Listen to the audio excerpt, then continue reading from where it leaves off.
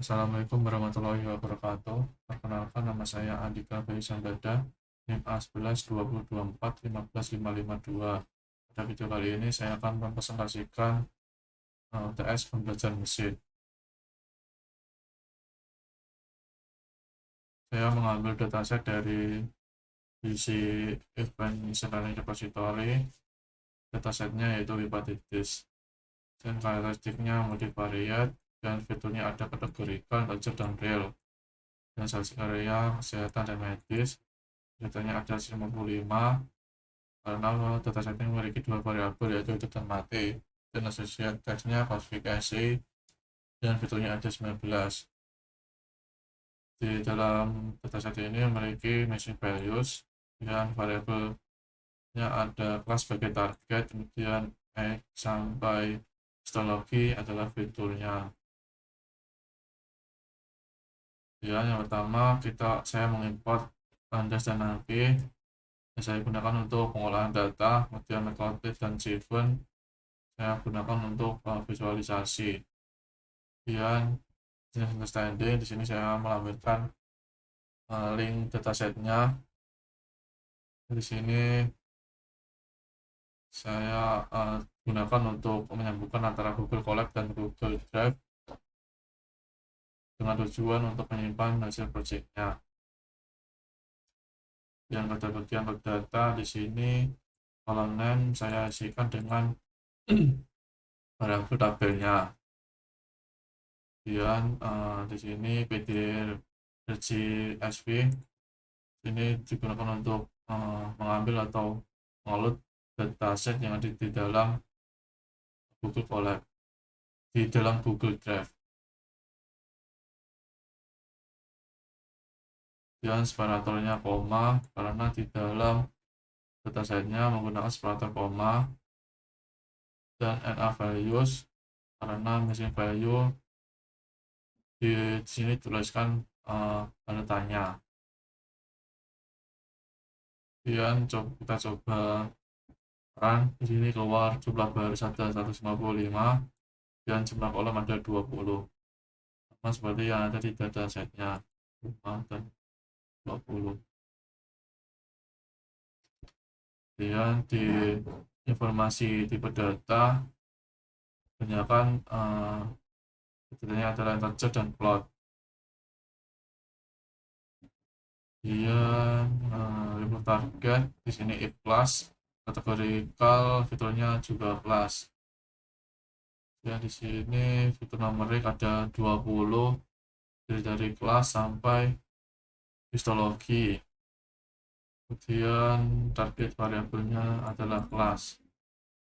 Di sini saya mengambil sampel data 5 baris pertama 0 sampai 4.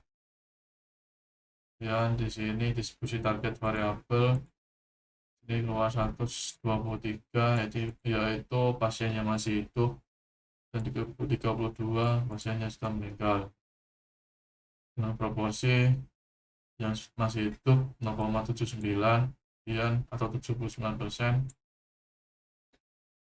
Yang sudah meninggal ada 0,20.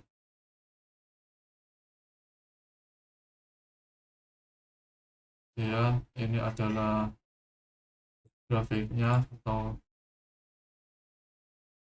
sini yang biru itu pasien yang masih hidup ada 123, dan yang merah ini adalah pasien yang sudah meninggal ada 32. Dan ini adalah ketidakseimbangan data atau imbalance.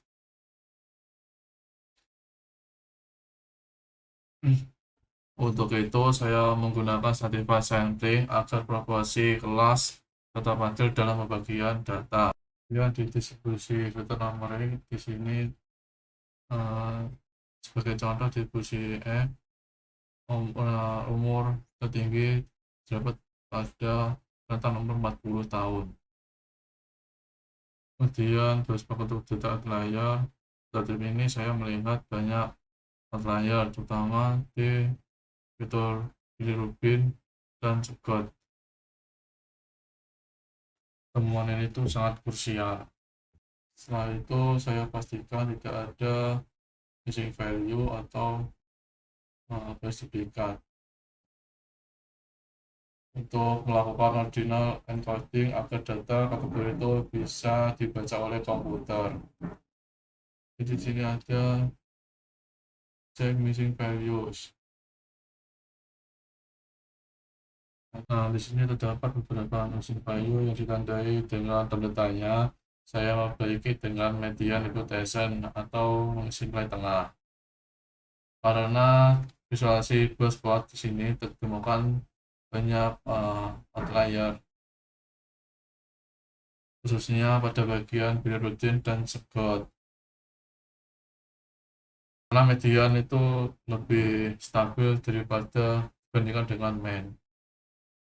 Dan di sini ada data preparation. Di sini terdapat 20 kolom. Dan di sini simpan jumlah misi sebelum di cleaning. Jika mau datanya mau dibersihkan, disimpan terlebih dahulu data yang aslinya. Imputation untuk memory. Ini kan tadi kita menggunakan median atau nilai tengah. Ini adalah hasilnya. Ini urutan untuk kategorikal. Ini tadi yang saat kita mau membersihkan, itu kan disimpan dulu. Sudah dibersihkan, ini tidak ada missing values, data sudah bersih. Datanya menjadi seperti ini setelah dibersihkan. Dan di sini ada bus duplikat. Jika ada data duplikat bisa dihapus dan copy transformasinya. Di sini di deskripsi definitif, ada kategori unik. Ini ada encoding kategorikal. Sini outputnya sudah 0 dan 1. Sini 01 semua. Transfer head juga 01. Dan di sini total fitur setelah fitur di sini ada 19. Infonya 20 kolom. Ya. Ini terminal konstan. Hasilnya operasi analisis. Di sini menggunakan threshold 0,85 atau 85%. Threshold tujuannya untuk menghapus fitur yang kembar agar tidak redundans. Karena di sini tidak ada di atas 0,85, maka seluruh fitur itu bisa digunakan. Nah, di sini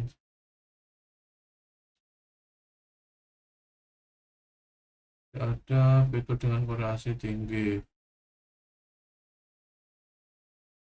Jadi semua fitur bisa digunakan.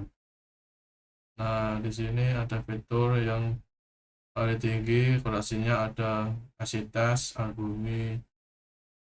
Di sebelah kanan ini yang tinggi. Training testing di sini training saya menggunakan 80 dan testingnya menggunakan 20.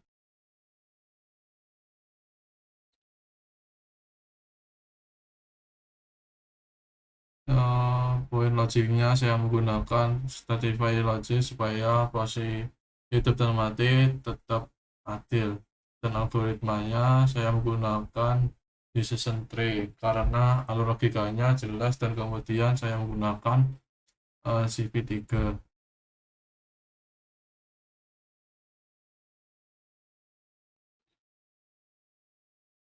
Dan yang pertama ini bahasa model. Sini kita tes dengan training dengan data 100, testingnya mengeluarkan 0,74 atau 74%, dan tes training akurasinya 25,81%. Ini harusnya di bawah 15%. Dan visualisasi confusion metricnya dari baseline model yang seharusnya terprediksi meninggal tetapi terprediksi hidup ada 4, dan yang seharusnya terprediksi hidup tetapi salah terprediksi meninggal ada 4. Itu visualisasi rocknya naik yang sesuai importance.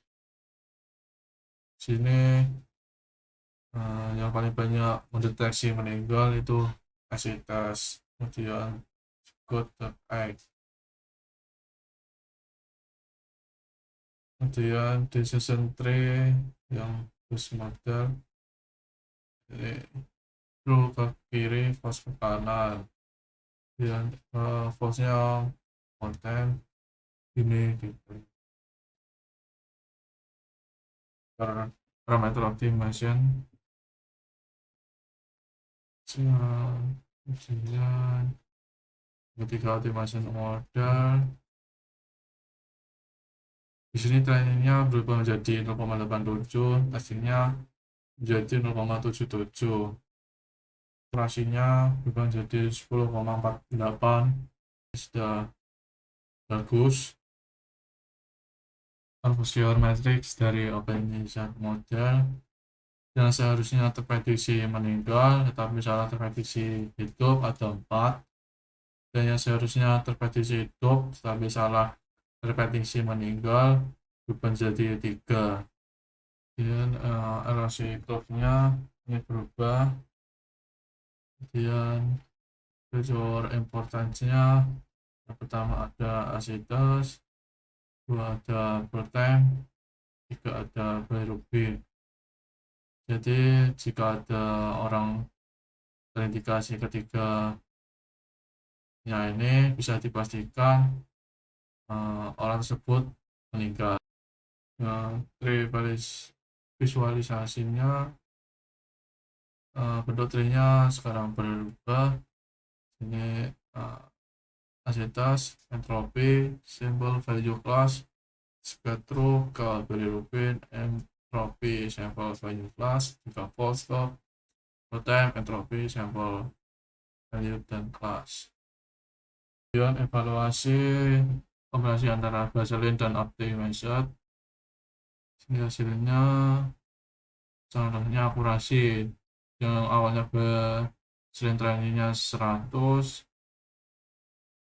tesnya jadi 0,74, kemudian di optimized trainingnya dari 0,87, tesnya 0,77.